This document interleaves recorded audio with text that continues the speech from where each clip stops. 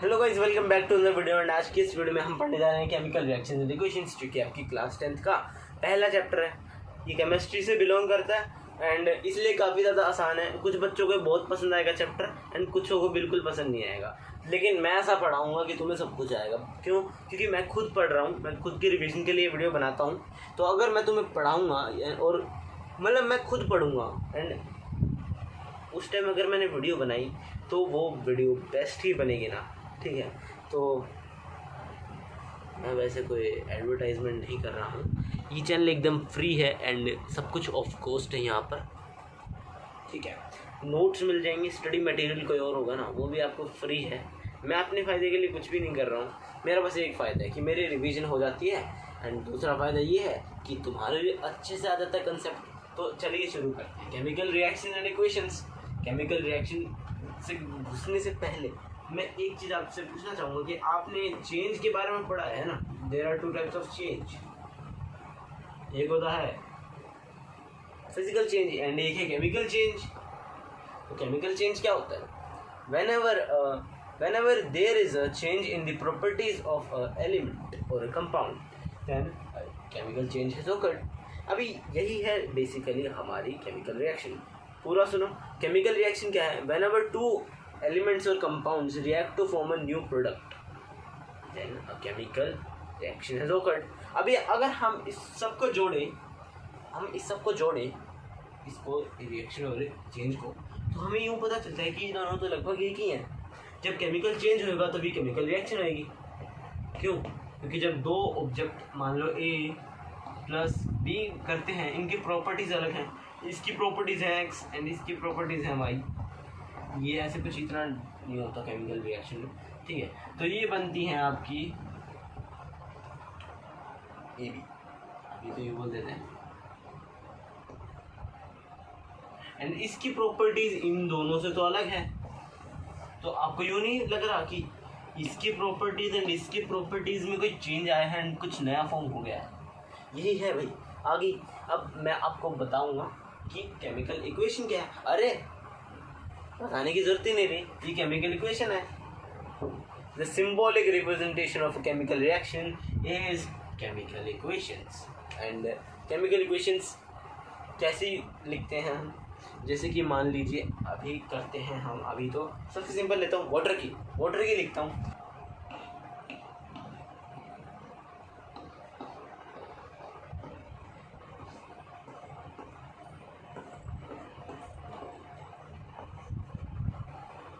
ये reaction and ये reaction ही है एक्चुअली। जो केमिकल इक्वेशन है उसमें हम फॉर्मूले यूज़ करते हैं, वरना ये काफ़ी ज़्यादा बड़ी हो जाएगी। अभी आप ये देखो,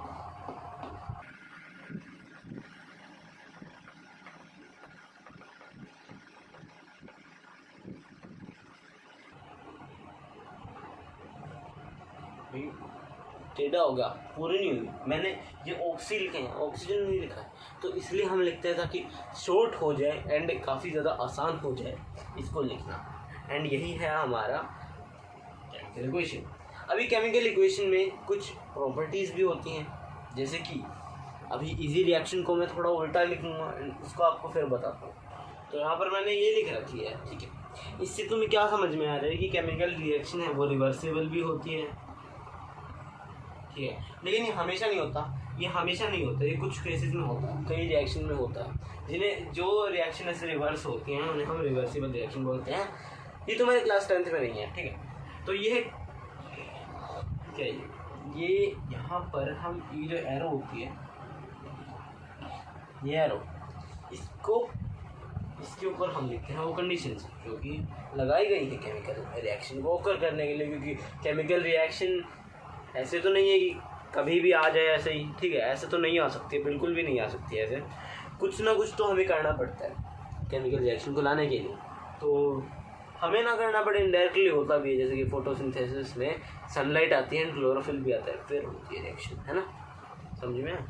तो ये रिएक्शन को जो कि नीड है रिएक्शन की, जो कि रिएक्शन को चाहिए होने के लिए, परफॉर्म होने के लिए, वो है। बाकी जिसको नहीं पता कि ये क्या है, तो ये इसका मतलब होता है हीट।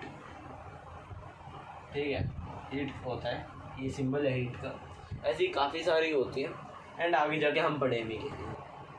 अभी हम जान लेते हैं कि केमिकल रिएक्शन जब ओकर होती है तो उसके जो हैं किस टाइप में हो सकते हैं, उनके स्टेट क्या होती है, इनकी रिएक्टेंट्स के। रिएक्टेंट्स क्या होते हैं, प्रोडक्ट क्या होता है, प्रोडक्ट भी तो है ना कुछ, मैंने बोला था प्रोडक्ट जब नया फॉर्म होता है तो क्या है, जो कि हम LHS लिखते हैं ना, वो तुम्हारे रिएक्टेंट्स जो कि रिएक्ट करते हैं। रिएक्टेंट्स क्या है, नाम से ही आ रहा है, जो रिएक्ट करते हैं। प्रोडक्ट क्या है, जो रिएक्टेंट्स के रिएक्शन के बाद जो राइट हैंड साइड में जो प्रोडक्ट आता है ना, वही हमारे प्रोडक्ट हैं। तो लिख देता हूँ,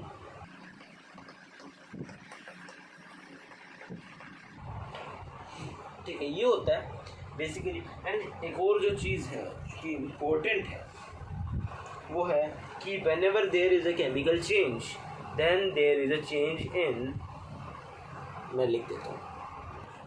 अभी जो मैं एक और चीज़ बोल रहा था वो क्या है, तो वो है कि जब भी केमिकल रिएक्शन होती है तो कुछ चेंज आता है। तो क्या चेंज आता है, तो मैं भी लिख देता हूँ क्या चेंज आता है।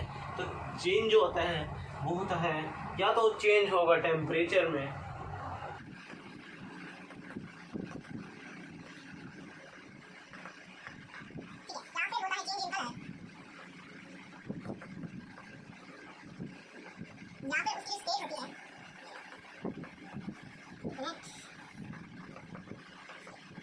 स्टेट मैंने भी बनाया ना, कौन कौन सी स्टेट होती हैं, देखो, सॉलिड, लिक्विड, गैस, एक्वस।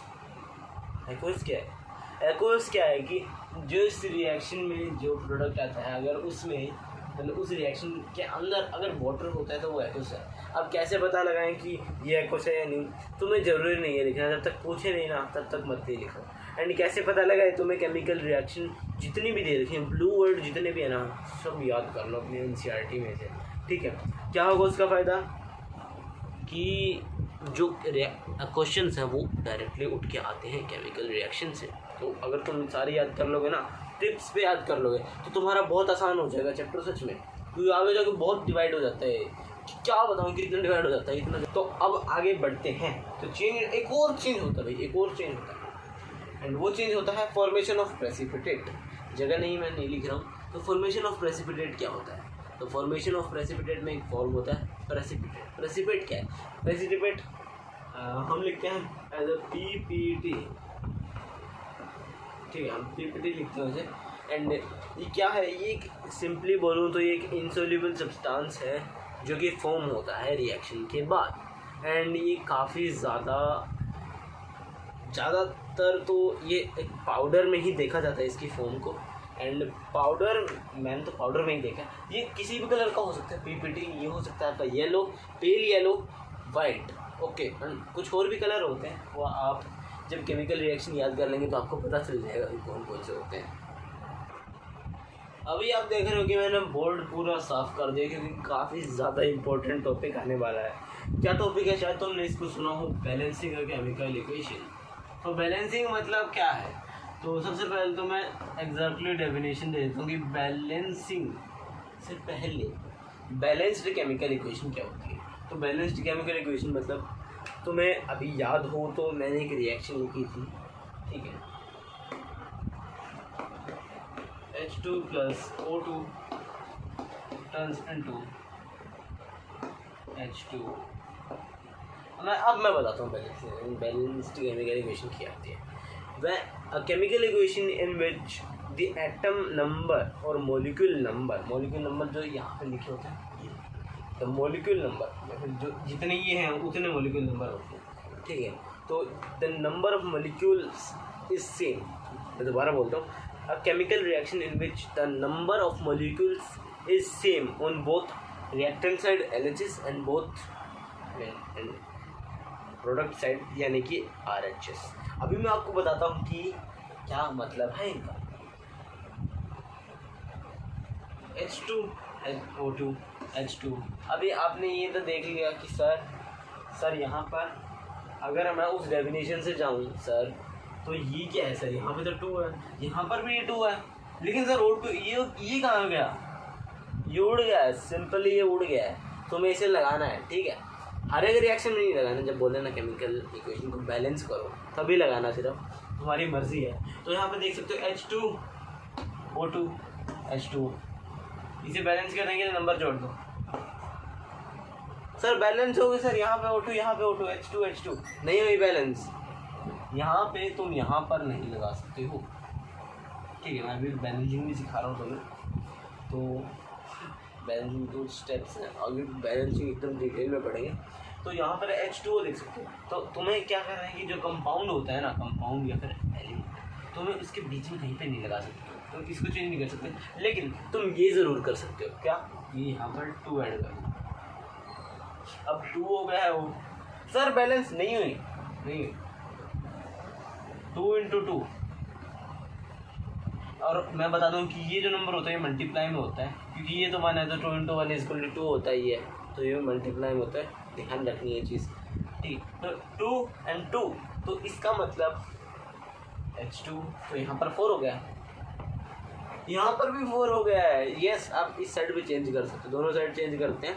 तो अभी आप देख सकते हो कि आपकी रिएक्शन जो है बैलेंस हो चुकी ही होती है, बैलेंस्ड।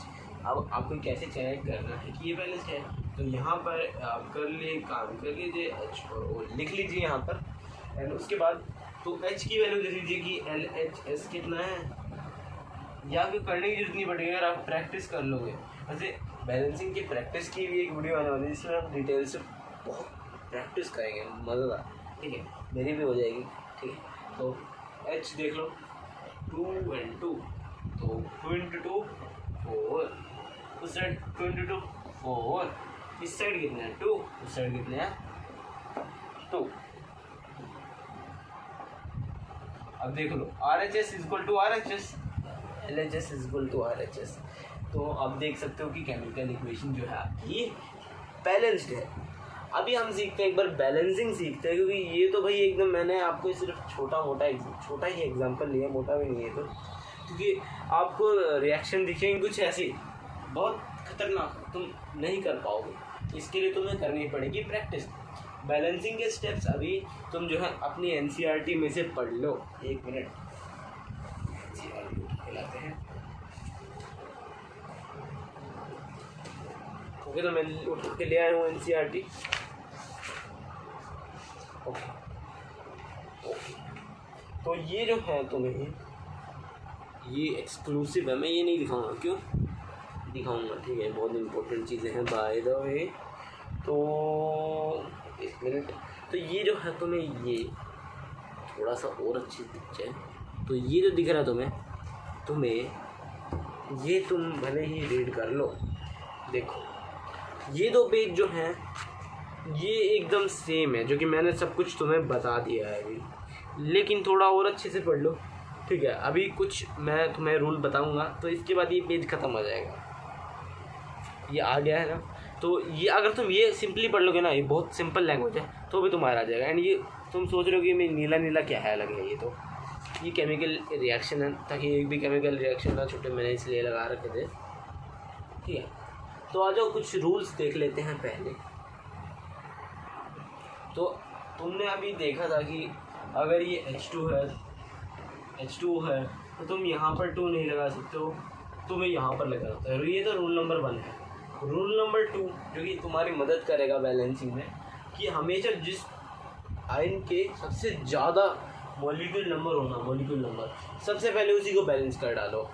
कैसे पता चले भाई, वो वीडियो आ रही है, मैं प्रमोशन नहीं कर रहा हूँ, लेकिन वो उस वीडियो में देख लेना, ठीक है। वो थोड़ी डिटेल्ड वीडियो है, अगर मैं इसको अच्छे से करवाने लग गया तो भाई बहुत ज़्यादा लंबी हो जाएगी वीडियो, ठीक है, क्योंकि और भी हमें चैप्टर करना है 1 शॉट में ही, तो ठीक है।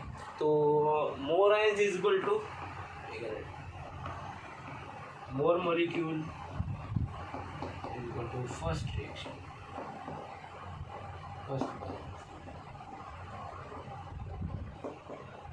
थोड़ी सी राइटिंग गंदी है। एंड थर्ड, ये भी काफ़ी ज़्यादा अच्छा है, मैं क्या बताऊँ, डांस करने का मूड हो जाता है। H और O को सबसे लास्ट में बैलेंस करो, एंड सेकंड लास्ट H। तो पहले क्या बैलेंस करना है, तो पहले बैलेंस करना है मेटल, एंड फिर करना है नॉन मेटल, एंड फिर तुम ये कर सकते हो, ठीक है। और कुछ रूल है? बिल्कुल हाँ जी, रूल तो भर के हैं, लेकिन भाई ये जितनी अभी तुम्हारी केमिकल रिएक्शन बैलेंसिंग ज़्यादा कॉम्प्लेक्स नहीं है, लेकिन कई बच्चों के लिए बहुत कॉम्प्लेक्स हो जाती है आगे जाके। तुम वो डिटेल वीडियो देख लोगे ना, अच्छे से आ जाएगा। मैं प्रमोशन नहीं कर रहा हूँ, मैं भी बोल रहा हूँ, ठीक है। तो इससे पहले कि आगे बढ़े तो थोड़ा रूल्स हैं वो भी देख लेते हैं। अभी जो आपने देखा वो उन 3 रूल्स में से 2 तो ऐसे जो कि आपकी मदद करते हैं, लेकिन ये वाला है जो कि बहुत मदद करता है। फोर्थ रूल, बैलेंसिंग हम एक लो के रिस्पेक्ट से करते हैं, उसको रिस्पेक्ट दे के करते हैं। वो बड़ी है जो कि आपने पिछली क्लास में पढ़ा था, लॉ ऑफ कंजर्वेशन ऑफ मास।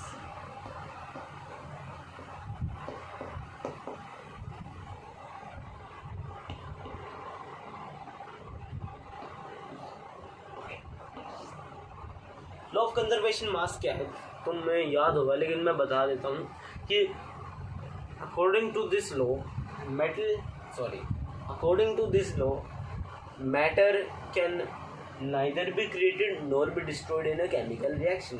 लेकिन अभी तुम्हारे एक डाउट आ सकता है, ये समझ में आ गया, सबसे बहुत आसान डेफिनेशन रहती है, पता है। तो मुझे ये लग रहा होगा कि फिर हम 2H2O क्यों कर देते हैं, वो कि जायज़ है, ठीक है।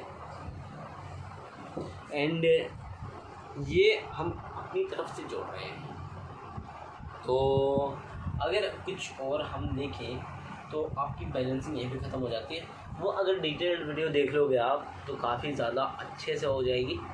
एंड ये जो वन शॉट होता है ना, इसमें मैं एकदम भर के सब कुछ नहीं दे सकता हूँ, तो वो अगर आप पार्ट 2 मान लें तो काफ़ी ज़्यादा अच्छा हो जाएगा। क्योंकि वन शॉट भाई बहुत ज़्यादा लंबे हो जाता है तो कोई देखता नहीं है, ठीक है। क्योंकि मैं भी बहुत बड़ा तो नहीं है ना चैनल, तो भाई बड़ी देखेगा एंड नहीं मानेगा कोई भी बच्चा, ठीक है। तो अभी हम आगे बढ़ते हैं।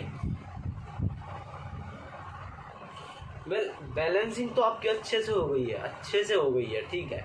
अभी तुम्हारी प्रैक्टिस जो है वो तुम खुद कर लेना। एंड उसके लिए भाई कई वीडियो पड़ी हैं, लेकिन अगर तुम मेरी वीडियो का इंतज़ार करोगे तो काफ़ी ज़्यादा अच्छी होती है। बाकी जो मैंने अभी करवाया है ना, वो बेसिक स्टेप्स तो हैं।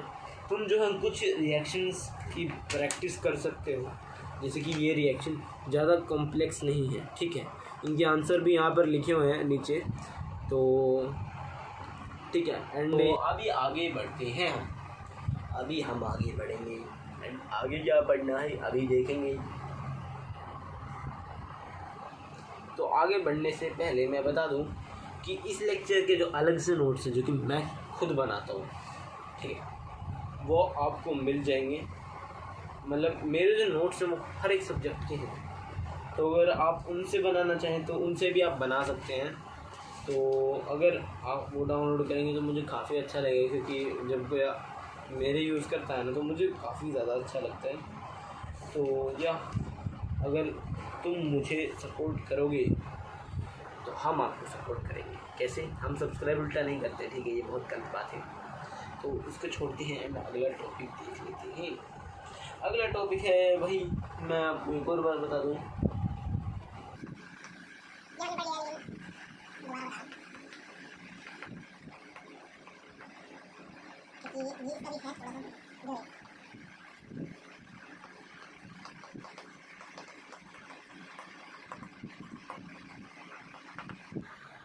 इसमें मैं आपको एक चीज़ बता दूं कि केमिकल रिएक्शन में जो मैंने चेंज बताए थे वो हैं, लेकिन कुछ और भी हैं। तो उनमें कुछ एक दो चीज़ एडिशनल थी, तो मैंने वो अभी आपको एकदम डिटेल में नहीं करवाया था।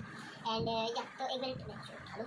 तो अगर देखें तो पहला तो भैया कलर चेंज, मैं भी बुरा नहीं लिखूँगा। दूसरा क्या है? State change. तीसरा क्या है? प्रेसिपिटेट फॉर्मेशन, इसको शॉर्ट फॉर्म में याद रखना। फोर्थ क्या है? अब गाइस फोर्थ आ जाता है, थोड़ा सा मुश्किल है वो। एंड फोर्थ मुश्किल क्यों निकल गया मेरे मुंह से? मुश्किल नहीं है वो, थोड़ा सा बड़ा है इनसे। तो एक मिनट, तो वो होता है चेंज इन टेम्परेचर।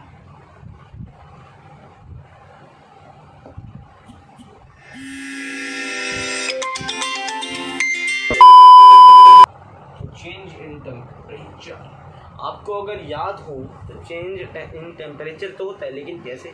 तो होता है 2 वेज में। तो मैं अभी आपको ऐसे बताता हूँ, लिखता नहीं हूँ मैं। तो केमिकल रिएक्शन में 2 तरह का चेंज होता है टेम्परेचर में। एक है कि एब्जॉर्ब हो जाती है हीट एनर्जी, एंड एक है जिसमें बनती है। कैसे? मतलब तो अगर मैं आपको बताऊँ एकदम अच्छे से, तो भाई 2 टाइप हैं ये केमिकल रिएक्शन के टाइप हैं, बहुत अच्छे हैं। तो क्या है, एंडोथर्मिक एंड एक्सोथर्मिक। स्कोरिंग है टॉपिक, लेकिन एकदम आसान है। एक्सोथर्मिक क्या है? एक्सोथर्मिक में होता है कि जो हीट एनर्जी है वो प्रोड्यूस होती है केमिकल रिएक्शन के अंदर। अभी मेरे को पता नहीं किसी ने देखा है या नहीं, लेकिन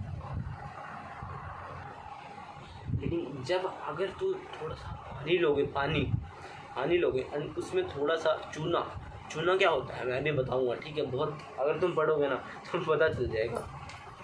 तो चूना जो है, सिंपली बोलो तो लाइमस्टोन, ठीक है? अगर तुम उसको पानी में डाल दोगे तो वो जो पानी है, या फिर जिस गिलास में मान लो पानी है, तो उस गिलास से धुआं आने लग जाएगा। धुआं नहीं करें। इसका भी एक और है change that occur in this evolution of gas।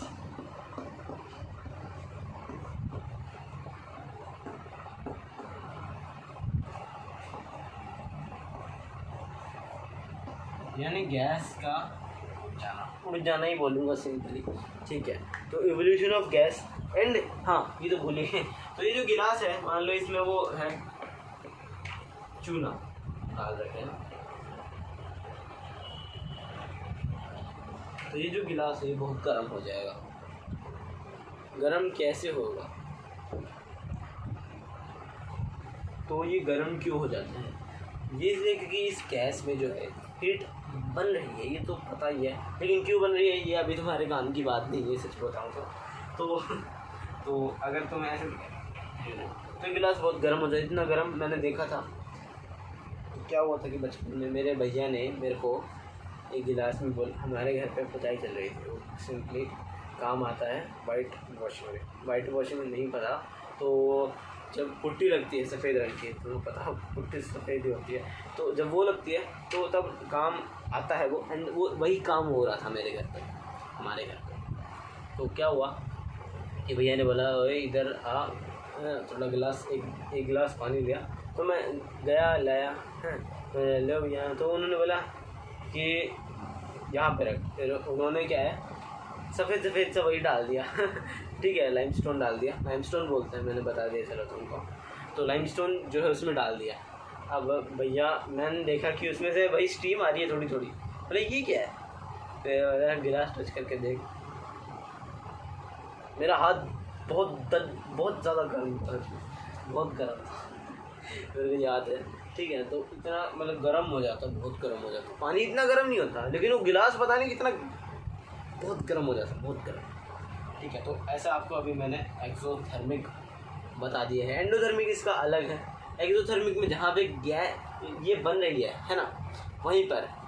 Endothermic में क्या होता है? एंडोथर्मिक में होता है कि आपको हीट देनी पड़ती है एंड फिर रिएक्शन होती है। तो इसका एग्जांपल वो याद है ना, H2O को जब वो जो LHS टर्न्स इनटू RHS, यहाँ पर जो ये एरो है ना, इसके ऊपर जो मैंने बोला है थीटा, वो इसकी वो थी ना, तो उसमें एनर्जी हमने दी थी, तभी तो वो H2+O2 बना, ठीक है? इसलिए मैं आपको बता रहा हूँ कि बहुत आसान है। तो ऐसे आप यहाँ पर हीट जब देते हैं यहाँ पर, ठीक है, तो जो हीट बनती है, लेकिन प्रोडक्ट में हीट नहीं होता, जो कि एंडोथर्मिक में होता है, एक्सोथर्मिक में होता है जो कि, ठीक है? तो एक्सोथर्मिक में है कि heat produces alongside the product. इसमें है एंडोथर्मिक में heat is absorbed during the process. Okay, तो अभी मैंने आपको समझा दिया है पूरा चेंज दैट ऑकर्स इन, अरे हाँ, फॉर्मेशन ऑफ प्रेसिपिटेट। तो precipitate is an insoluble substance, मैंने पहले बता, लेकिन दोबारा बता दिया, ये थोड़ा सा इंपॉर्टेंट है, बहुत रिएक्शंस में आता है, आगे भी रिएक्शन पढ़ेंगे ना उसमें भी आएगा। तो अभी मैंने ऐसे करके आपको जो है एक पार्ट पूरे चैप्टर का पढ़ा दिया है। अभी बढ़ते हैं आगे, जो कि है टाइप्स ऑफ केमिकल रिएक्शन। ये टॉपिक बहुत इम्पोर्टेंट है, इतना इम्पोर्टेंट कि मतलब इससे हर एक रिएक्शन जो कि ब्लू वर्ड में लिखी हुई है ना, उसको भाई तुम एकदम क्या है कि तुम्हें एकदम NCERT में जो कि लिखी हुई है तुम्हें एकदम से अच्छे से एकदम कर देना काम, ठीक है। एक रिएक्शन याद कर लो उसकी, क्योंकि हर एक आती है उसमें, मतलब कोई ना कोई तो आती है, ठीक है। एंड टर्म 1 टर्म 2 अगर तुम उस वाले बैच के हो ना तो तब भी भाई बहुत इंपॉर्टेंट है, क्योंकि ऐसे क्वेश्चन तो अब भी आ सकते हैं, बस ऑप्शन दे देंगे तुम्हें, ऐसा हो सकता है ना।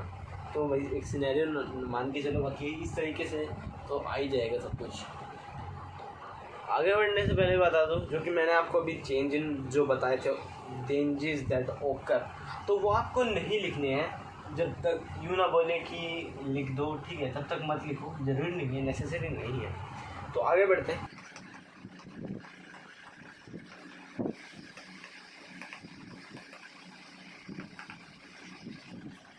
Types of chemical reactions. अभी अगर मैं इनके सारे टाइप लिखूँ तो पहले सारे टाइप्स लिख देते हैं, फिर मैं आपको बोल के ही बता दूंगा, ठीक है, फिर मेरे को ज़रूरत ही नहीं पड़ेगी। फॉर्मेशन, डीकंपोजिशन, या डिस्प्लेसमेंट,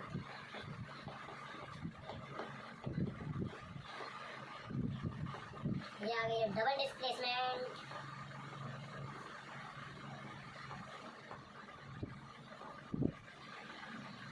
एंड या तो ये रिएक्शंस हैं कुछ, ठीक है। एंड ये रिएक्शंस काफ़ी ज़्यादा इम्पोर्टेंट है, मैंने अभी आपको बताया भी था, मैं 2 रिएक्शन बोल गया।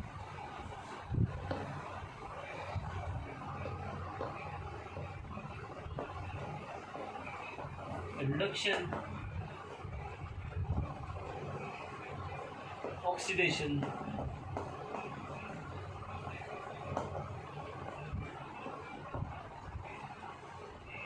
रेडॉक्स।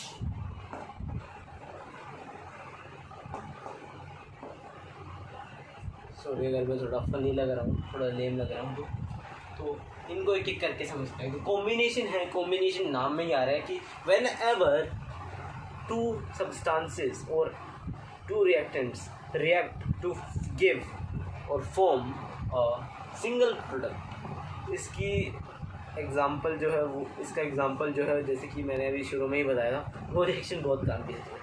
H2 प्लस में O2 2 हैं, अभी कई में 3 आ जाते हैं, कई में 4 आ जाते हैं, बहुत सारे आ सकते हैं, एक से ज़्यादा, मतलब 2 या 2 से ज़्यादा जब एक ही प्रोडक्ट देते हैं। अभी याद है H2 plus O2 equal to H2O, एक प्रोडक्ट मिला ना, ऐसा ही। अभी डीकम्पोजिशन क्या है, एकदम इसको उल्टा है। इसके एग्जांपल्स याद कर लेना अभी सबके, इन सबके, ठीक है। तो इन सब के एग्जांपल्स, तो हमें अभी बताना डीकम्पोजिशन क्या है। तो डीकम्पोजिशन बताऊँ तो इसका एकदम उल्टा है, ठीक है, इसका एकदम उल्टा ही है डीकम्पोजिशन कॉम्बिनेशन का। इसमें क्या है कि इसमें तो भाई 2 रिएक्टेंट होते हैं एंड एक प्रोडक्ट मिलता है, इसमें एक रिएक्टेंट होता है एंड 2 प्रोडक्ट या फिर 2 से ज़्यादा प्रोडक्ट। अभी इसका एग्जांपल बताऊँ तो एकदम सिंपल चलेंगे। H2O when passed through heat is H2 plus O2, है ना। और हाँ, इससे एक और चीज़ याद आ गई, इसके भाई 3 टाइप होते हैं। ये चीज़ याद आने की नहीं है, मेरे को पता था, लेकिन मेरे को पता नहीं मैंने क्यों बोल दिया।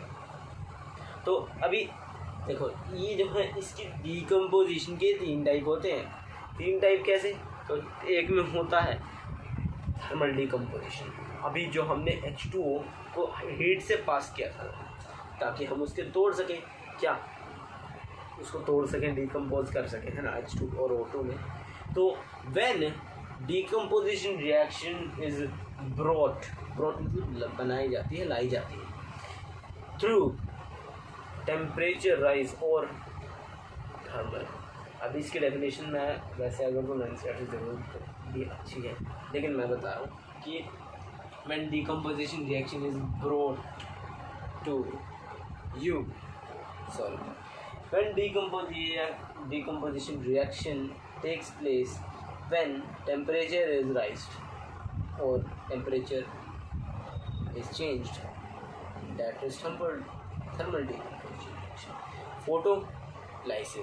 Photolysis is another type, and photolysis means whenever light, photo is equal to light, photosynthesis तुम्हें पता आ रहा है ना, लाइट कहाँ से आ रहा है।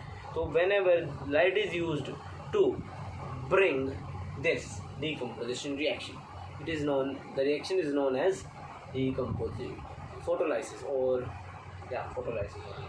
And the other type is its third type. There are 3 types. Okay, तो इसका जो तीसरा टाइप है वो है तुम्हारा इलेक्ट्रोलाइसिस, यानी कि इलेक्ट्रिसिटी को जब यूज़ किया जाता है डिकम्पोजिशन रिएक्शन कराने के लिए। इन सब के भी एग्जांपल्स याद कर लेना, ठीक है।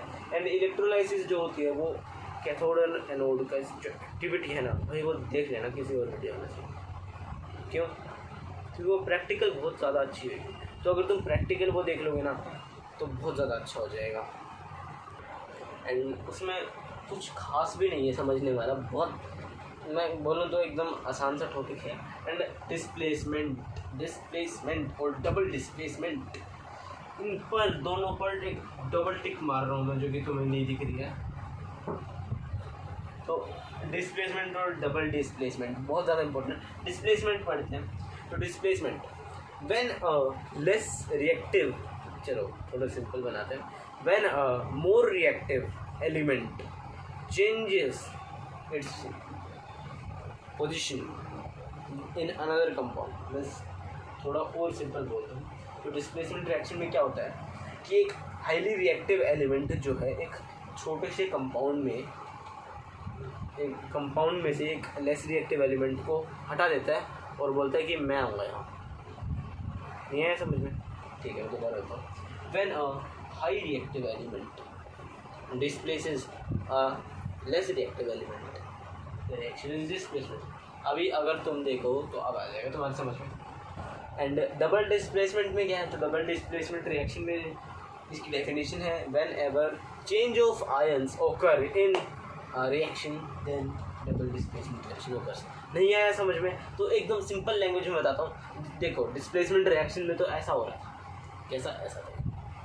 लेकिन डबल डिस्प्लेसमेंट में अगर डबल देख रहे हो तुम, उसमें एक डिस्प्लेस कर रहा था ना, मतलब ऐसे रिएक्शन होती थी कि एक डिस्प्लेस करेगा। लेकिन इसमें क्या है, इसमें मान लो तुम्हें 2 कंपाउंड दे दिए हैं, यहाँ पे देख लो AB प्लस CD, तो जो बनेगी, सॉरी मेरी एरर की चीज़ है, तो जो बनेगा वो होगा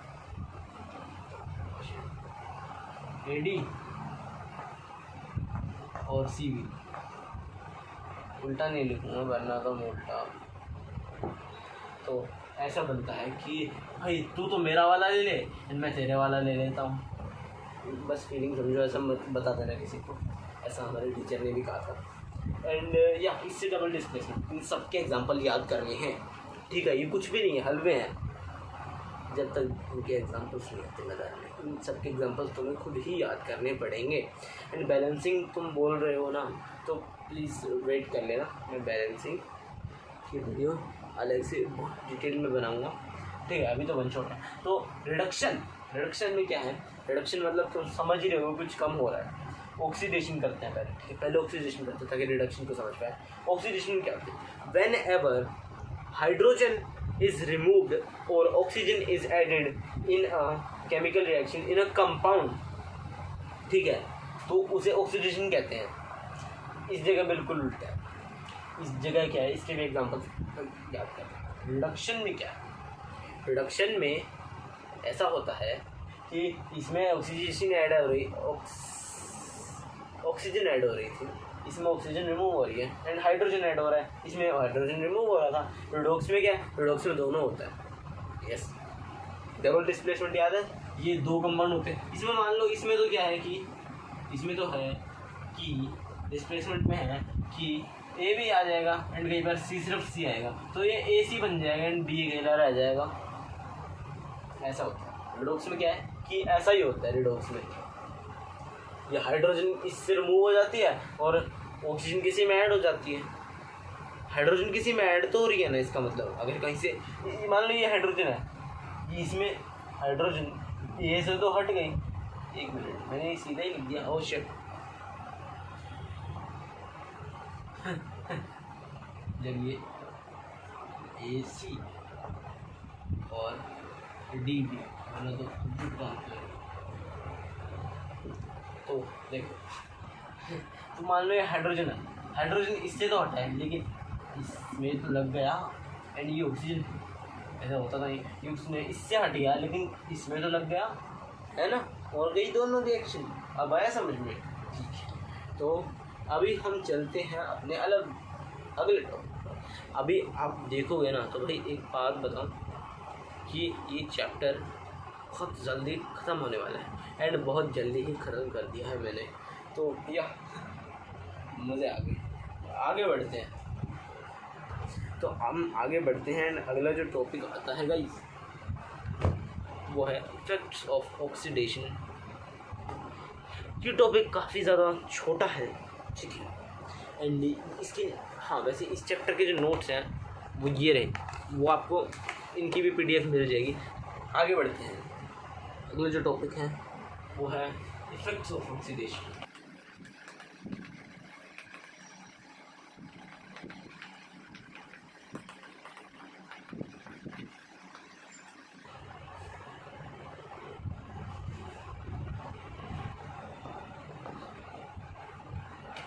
effects of oxidation guys, effects of oxidation में जो आपकी सिर्फ दो चीज़ें आती हैं, सिर्फ दो चीज़ें, एंड उनका नाम है क्या, एक तो होता है रेंसिडिटी एंड एक और होता है कोरोजन।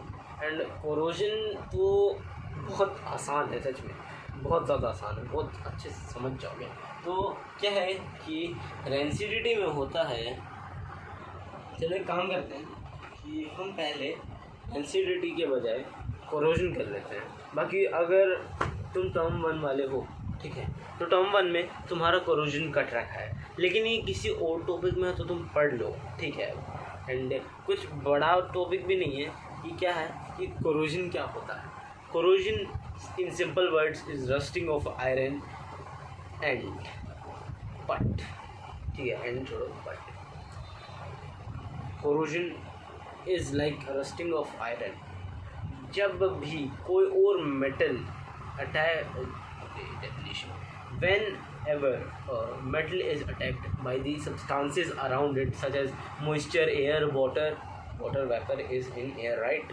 Okay, तो जब इनसे अटैक होता है तो अगर वो आयरन में हो रहा है तो हम उसे रस्टिंग कह देते हैं, लेकिन अगर वो किसी और मेटल में हो रहा है ना तो उसे हम क्या कहते हैं, उसे हम कहते हैं कोरोजन।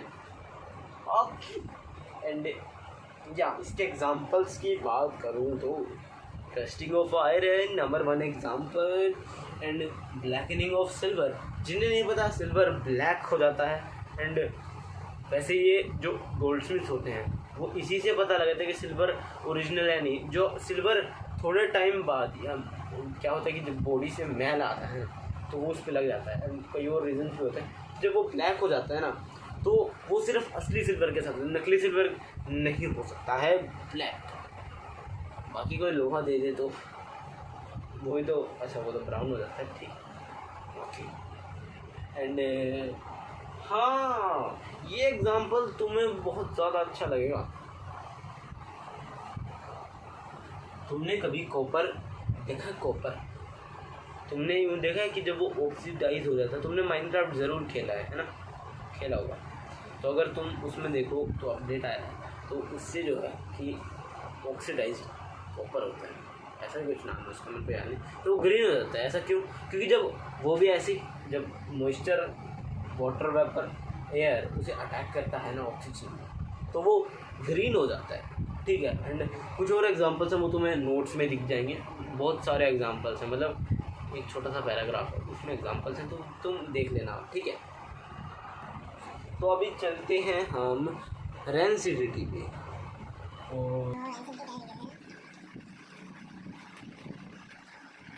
तो oxidation of fat molecules and oils in the food items result in taste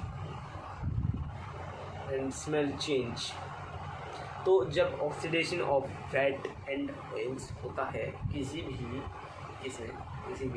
food में होता है ज़्यादातर, ठीक है, तो उसके जो है स्मेल और टेस्ट बहुत बदल जाते हैं। स्मेल तो अजीब सी आती है, एंड बहुत अजीब आती है, एंड फूड का जो टेस्ट है वो फीका फीका हो जाता है।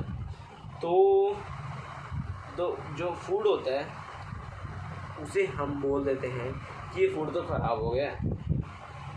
लेकिन हम साइंस की लैंग्वेज में उसे क्या बोलते हैं, हम बोलते हैं कि फूड जो है रेंसिड हो गया, एंड इस प्रोसेस को हम रेंसिडिटी कहते हैं। ठीक है, रेंसिडिटी होता ही रहता है। अभी एक और टॉपिक है छोटा सा, वो है कि रेंसिडिटी को कैसे प्रिवेंट करें, क्योंकि भैया ऐसे होता है रेंसिडिटी तो फिर भाई अपने सारे खाने जो हैं टेस्टलेस हो जाएंगे, क्योंकि भाई ऑक्सीजन तो हर जगह है। तो इसको करने के लिए, लेकिन ऑक्सीजन में टाइम लगता है ना, क्योंकि fat molecules and oil molecules ऐसे ही थोड़ा ना ऑक्सीडाइज होते हैं, एकदम बहुत हल्के मॉलिक्यूल्स होते हैं। ये तुम आगे वाले चैप्टर्स में पढ़ोगे बाय द वे, हल्के मॉलिक्यूल्स और भारी मॉलिक्यूल्स। तो अभी चलते हैं रेंसिडिटी को प्रिवेंट करने के लिए। तो रेंसिडिटी को प्रिवेंट करने के लिए हमें जो है पैकिंग करनी चाहिए। सबसे पहला और सबसे बेसिक, मैं लिख नहीं रहा हूँ, ठीक है। तो हमें जो पैकिंग करनी चाहिए like wafers and potato chips, and we should flush them. Flush क्या मतलब, फ्लश नहीं, वो वाला फ्लश नहीं, फ्लश मतलब उन्हें भर देना चाहिए। किसके साथ, नाइट्रोजन गैस के साथ उन्हें जो है एकदम भर देना चाहिए।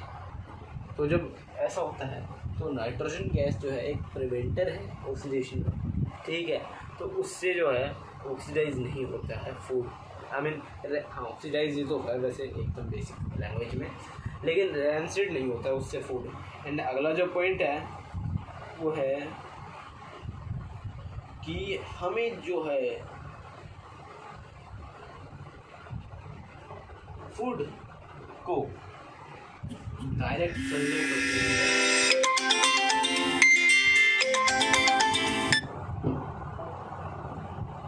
एंड जो नेक्स्ट पॉइंट है वो है कि हमें जो है फूड को डायरेक्ट सनलाइट में नहीं रखना चाहिए। अगर हमने डायरेक्ट सनलाइट में रख दिया फूड तो रेंसिड हो गया, टाटा गुड बाय। एंड अगर हम किनको फूड मटेरियल्स को अगर हमें एकदम एयर टाइट कंटेनर में रखना, ऐसी मतलब बहुत टाइट एयर, तो भी नहीं होगी रेंसिडिटी, ठीक है। तो इससे क्यों, क्योंकि भाई एयर ही नहीं आ पाएगी है और जा भी नहीं पाएगी। ऑल्सो नाइट्रोजन का इसलिए यूज़ करते हैं क्योंकि अगर नॉर्मल एयर आ गई उसके अंदर तो फिर भाई काम तमाम हो जाएगा, इसलिए फ्लश करते हैं, एकदम भर देते हैं। सिर्फ इसलिए तो मैं कुरकुरे के पैकेट थोड़े से फुले हुए लगते नीचे से, ये ट्रिकी होती है थोड़ा सा भारी बनाने के लिए, भारी नहीं, गैस तो क्या ही भारी होगी, उसे थोड़ा मोटा दिखाने के लिए कि भाई इसमें कुरकुरे हैं, कुरकुरे या किसी भी। एंड अगला पॉइंट जो कि हम सबके साथ होता है, रात की सब्जी को हम रख देते हैं फ्रिज में, है ना। तो यह एक कोल्ड टेम्परेचर में रखना भी इसके लिए काफ़ी ज़्यादा अच्छा होता है। रेफ्रिजरेटर में अगर हम रखेंगे फूड को तो वो प्रिजर्व होता है, एंड प्रिजर्व के साथ साथ वो रेंसिड भी नहीं होता है, ठीक है। तो ये करते ही गाइस हमारा चैप्टर हो जाता है कंप्लीट, एंड ये हमने कर लिया है अंडर एन आवर, एंड मैं तो बहुत अच्छे से कर लिया है। जो चीज़ें रह गई हैं वो हैं तुम्हारा याद करना, किनको, केमिकल रिएक्शंस को, एंड ये जो नोट्स दी गई हैं ना भाई इनका यूज़ करो, रिवाइज करो।